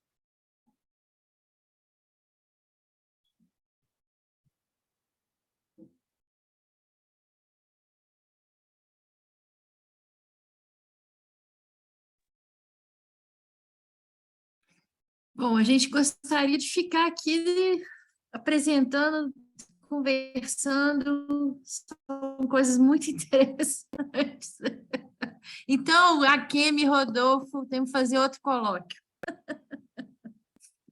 Né, Elizabeth e Luciana? É esse A o solução encaminhamento. vai ser fazer um encontro maior. Esse é o encaminhamento. Isso já dá o pano para a manga das disciplinas na faculdade de arquitetura, né? Que a gente fica estudando tal 1, tal 2, tal 3, e vai lá na arquitetura rupestre, e não entra nunca na arquitetura do campesinato, ou na arquitetura sertaneja, ou quilombola, né? A gente viu um pouco da professora da Unila, ela veio, fez uma palestra aqui para nós, agora não lembro o nome dela, professora Andréia, né? Moab? Andréia... não lembro o sobrenome dela, mas ela estuda arquitetura indígena. Moçabe, Andréa Moçabe, da Unila. Muito interessante. Então, o quanto tem ainda pano para manga para a gente poder trabalhar dentro da faculdade, né, da universidade, aí, esses temas e essas disciplinas. A Kemi está pedindo o link da sua pesquisa, Luciana. Uma coisa que eu cobrei da Luciana Rodolfo na banca, no final, foi que ela fizesse diretrizes para o PNHR. Né, Luciana? Olha, na época que eu trabalhei no PNHR, o debate era tão difícil com os técnicos, né, que são arquitetos como nós, mas eles também estavam dentro desse processo, né? Então, com certeza, a gente direcionando, quem sabe agora no novo movimento, a gente retoma o Ministério das Cidades e reorganiza um novo planejamento habitacional no país.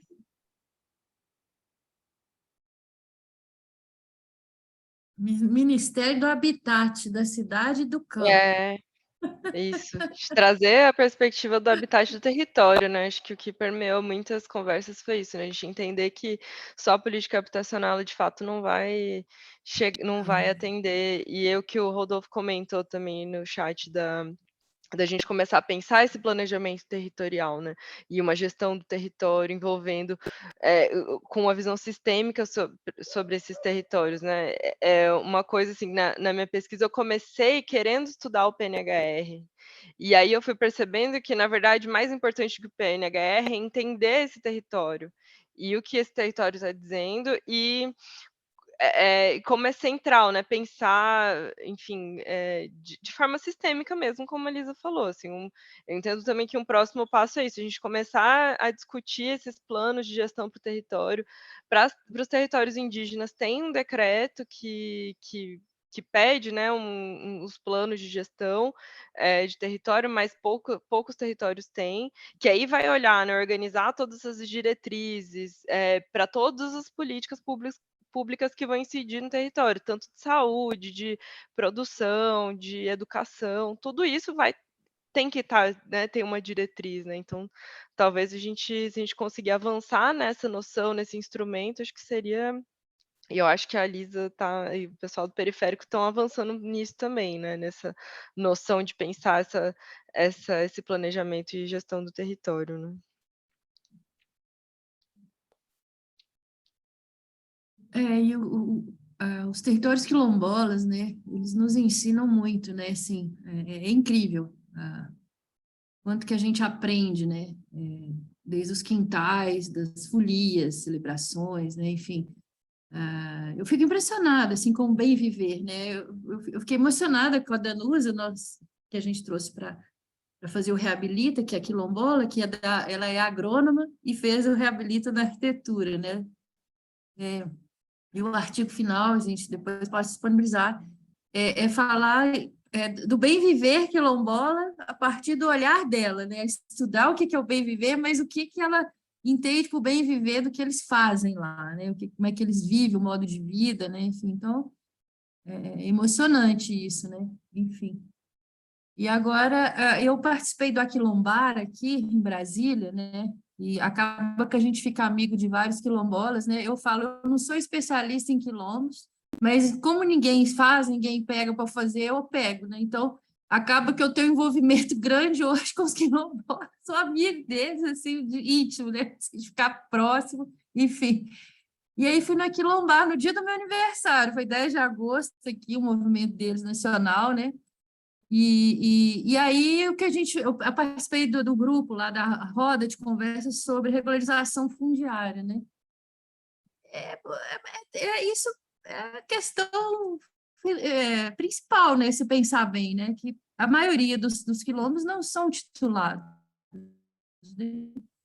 E os que são titulados estão ameaçados, como o Rodolfo falou, com a grilagem, né? Então, por exemplo, os calungas lá na Chapada, eles já são titulados, mas com o governo Bolsonaro, como o Rodolfo colocou, estão chegando com tudo, com arma, e aí teve uma vitória. O Carlos, que é o presidente da associação, que trabalha com a gente nesse projeto de extensão arquitetura vernacular Calunga, ele é bioconstrutor, inclusive, a gente trouxe ele aqui para dar uma aula de bioconstrução para os arquitetos, urbanistas aqui na Escola Modernista.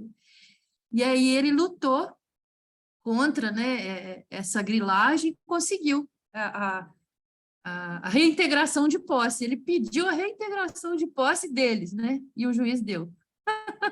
Muito doido isso, né?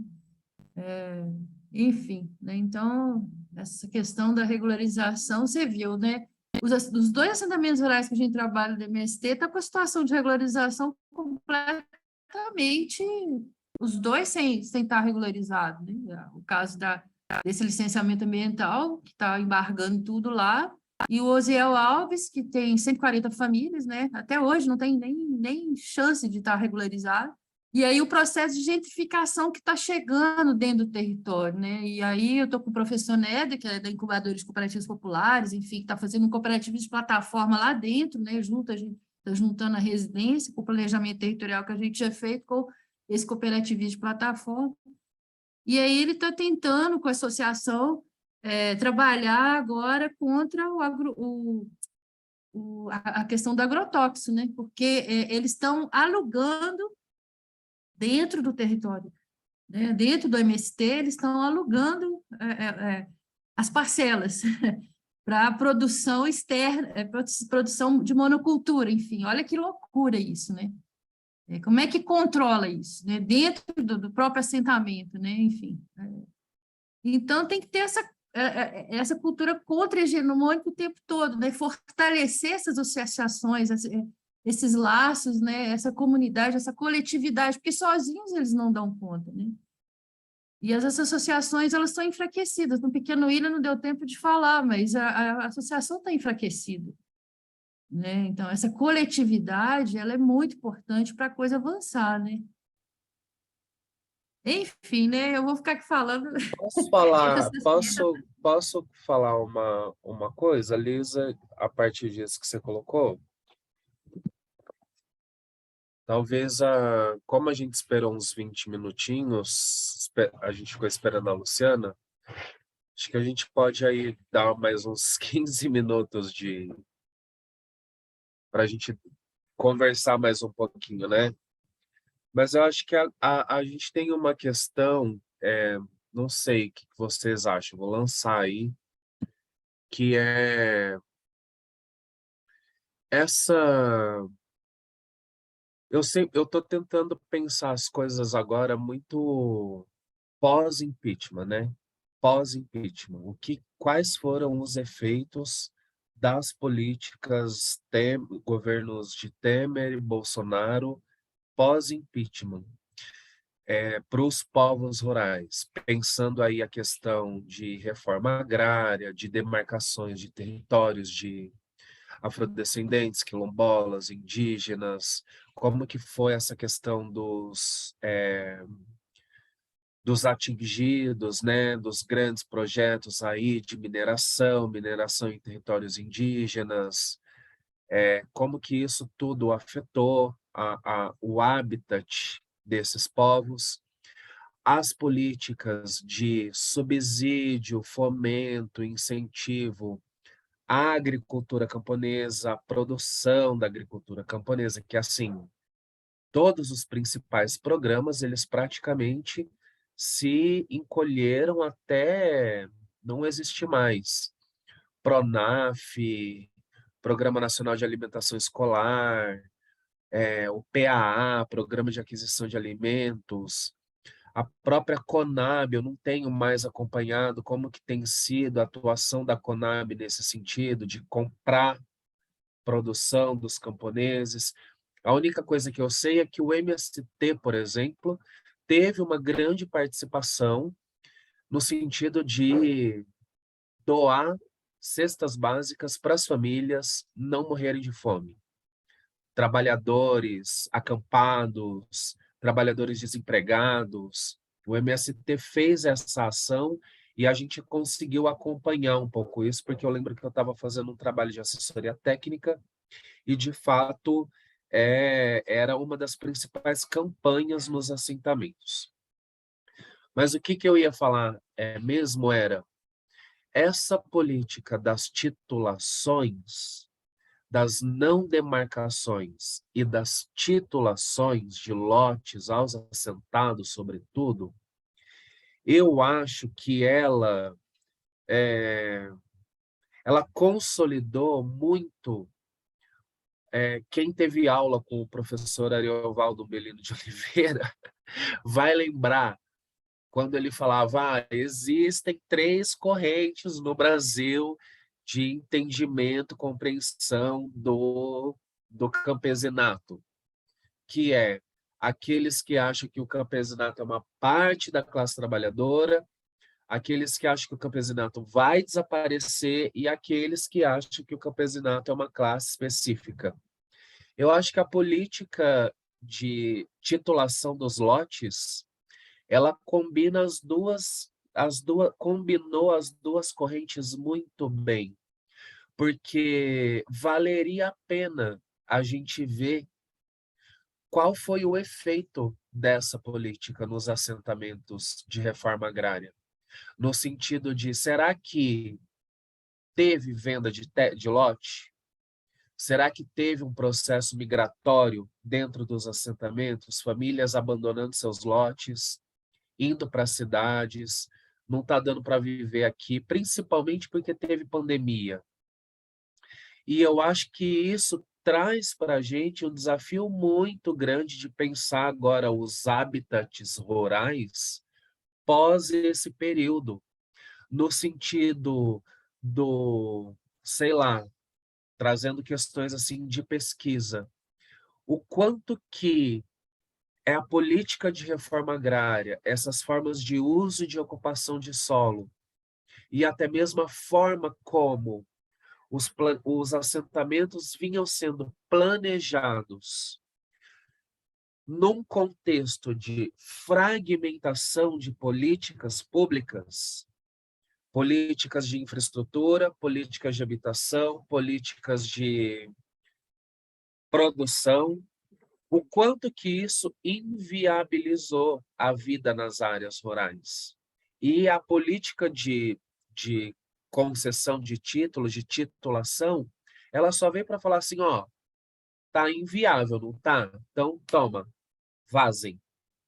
Então, eu acho que talvez essa questão do habitat, recuperar o habitat no campo da arquitetura e do urbanismo, tanto no campo das assessorias, como dentro das universidades, nas residências, e junto aos movimentos sociais, eu acho que traz para a gente uma necessidade de pensar quais caminhos agora são possíveis de reconsolidar, assim, de reconstituir o sentido político do habitat nas áreas rurais. Fico pensando isso, não sei o que você, como que vocês entendem assim essa questão, se vocês concordam, para a gente ter só mais alguns minutinhos de debate. Eu vou ter que sair, gente, desculpa, porque 4 horas é o meu limite aqui para o segundo turno da residência, que eu tenho que sair. Peço desculpas, Rodolfo. Ai, Não, mas eu poxa, acho que muito pena. importante. Eu acho que a moça aqui tem que sair também. Ela vai até passar para você e o controle do Isso, eu apoio preciso É. passar o co-host da sala, porque eu preciso sair É. devido ao horário, para não fechar a É. sala. Mas eu acho que a gente pode, Rodolfo, conversar entre a gente essas questões, que eu acho que são tantas questões, né, que a gente pode debater, inclusive para a gente organizar. Eu gosto de começar pequeno, assim, em vez de a gente pensar talvez no colóquio maior, começar a fazer pequenos eventos que daí a gente pode programar um maior, sabe? Assim, eu acho que, então, por exemplo, essas questões que você está levantando, a gente programar, olha, vamos organizar um pequeno evento que a gente possa debater isso, aí convida pessoas chaves, enfim, eu acho que pode ser algum caminho, né? Não sei, do que a gente A sair gente daqui com começa com um GT, né? Algo assim, né? isso, né? Retomar essa questão, e também, Yakemi, você que é sempre muito respeitada, né? Nossa grande Yakemi, levar isso para as instâncias maiores, assim, como que isso ainda é pouco valorizado dentro da própria Amparc, né, dentro do Enamparc, dentro do Enampur, enfim, né, como que a gente ainda precisa avançar mais, até quando que o rural vai deixar de ser uma coisa alternativa, externa, enfim, né, e vem para o centro, né, até quando isso, né? Então, acho que eu vou ter que sair, desculpa, pessoal. Beijos. Lisa, A gente se pode. fala aí. Fala aí, Gaquinha, só para te Lisa, um ouvir. beijo.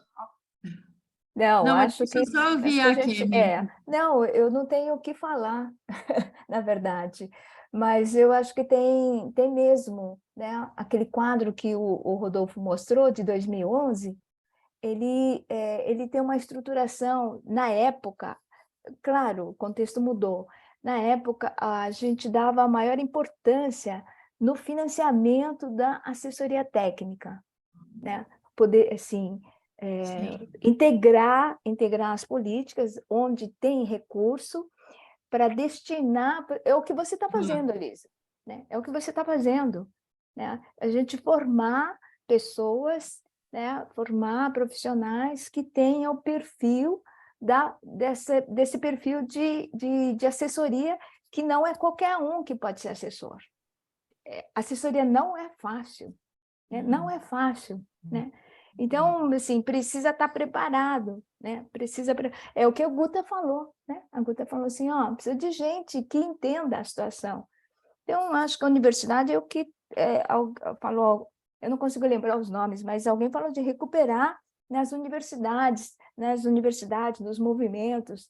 Eu acho que tem que ter o difícil é ter fôlego, né, gente? Difícil, né? Então, nesses encontros, a gente fortalece as ideias para dizer, eu não estou sozinha, né? Não estou sozinha, tem grupos, tem trabalhos maravilhosos aí de Goiás, né?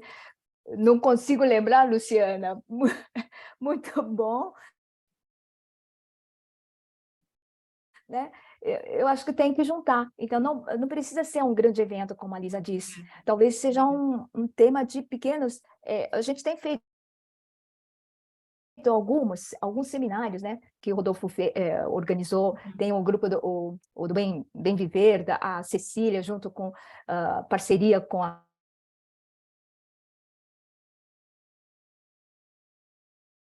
a França, que fez um evento da resistência, mas a gente tem feito alguns pequenos. E aí chamar as pessoas, né, que estão trabalhando e juntar.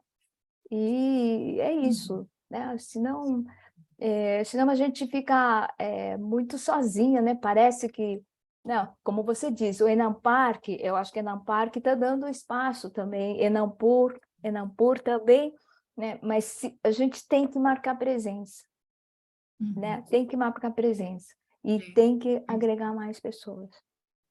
Acho Por que isso que eu deixei de estar na outra sessão para estar aqui com vocês, viu? Porque a cidade já tem muita gente, então eu vim para o campo. Eu acho que essa foi a primeira sessão sobre o tema. Pelo que eu me lembro, a gente tentou fazer uma em Enampur 2013, no Enampur de 2013, né? E eles negaram. Negaram. Em Então, 18, eu, a Lourdinha e outros colegas, a gente fez, eu não lembro se era livre, mas a gente fez um em 18, que aí tinha caiçaras, indígenas, mas era mais amplo, assim, uma coisa mais... comunidades, né? não, então já rolou, bom saber. Mas, assim, depois eu mando para vocês, mas assim, era só a gente. Em 2020 a gente sendo- fez a oficina, o Saber Camponês, a oficina no Enampark, né? Então isso também foi bem marcante, trazer a Guto e a Cássio para dar oficina, foi muito legal isso. Desculpa, Luciana. Não, é porque talvez por isso a geografia me acolheu, né? Eu não senti essa acolhida na arquitetura. E quando eu cheguei aqui no Campus Goiás, nós temos o LEDOC, o Pronera, tinha assim todas essas políticas ligadas ao MST, educação, tem a EFAG, que é a Escola Família Agrícola, né? E aqui eu me encontrei. Então, foi por esse caminho. Talvez a universidade também devesse ter mais espaços aí, mediante o que a gente tem que ter agora das disciplinas com as extensões, né? E trazer para dentro da universidade essas dinâmicas que as nossas cidades têm e necessitam, e não ficar somente naquele currículo que todo mundo sempre desenvolve.